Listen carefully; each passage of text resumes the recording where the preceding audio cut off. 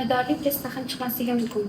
Albatta chiqmasligi mumkin, chunki test bu 100% homiladorlik ko'rsatkichi emas.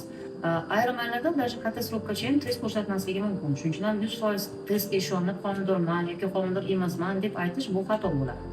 Homiladorlikni isbotlovchi bizada nima? Bu analiz. Agar masalan homiladorlik paytida ayol kishi masalan homiladorlik bor yo'qligini shubhasi bo'lsa agar bizada HGC testi bor. Bu qon topshirishimiz kerak bo'ladi.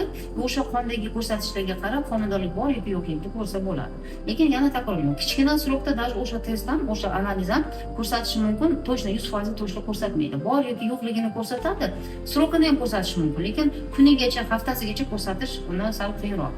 100% isbot qiladi homiladorlik bor yo'qligi bu o'zida. Homilachani ko'ramiz, homila qopchasini ko'ramiz, bola yurak urishi bilan ko'ramiz, o'shanda bilsak bo'ladi homilador bor yo'qligini.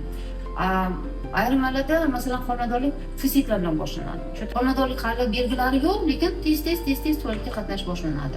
Bu ham belgilardan biri. Ikkinchidan, ayollarda boshlanadi oshqozon og'riqdan boshlanadi. Bu ham tabiiy hol. Oshqozon og'riydi, ovqat hazm qila olmayman deb aytishadi.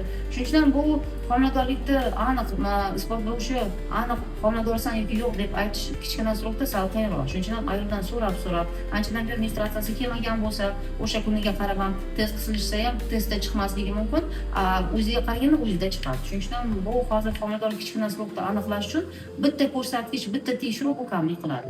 Ham test, ham o'zi, ham analiz topshirilgandan keyin bilsa bo'ladi homiladorlik bor yo'qligi. Atar boshqa bezovta bo'lmasa, hozir hech qanday nima desam ekan, bezovtachilik bu masalan tez qatnashdan tashqari boshqa bezovtachilik bo'lmasa, kutamiz sabiyni. Kasallik kelmasa agar yana bir hafta kutasiz, keyin yana bitta test qilasiz. Shunga qarab tutamiz. Agar kelmasa, testda ham chiqsa, bitta o'zi qilamiz. Xullas qalam kasallik kelmadi, testda chiqadimi, chiqmaydimi, bitta o'zi qilish kerak bo'ladi, keyin shunga qarab tutamiz. Хорошо?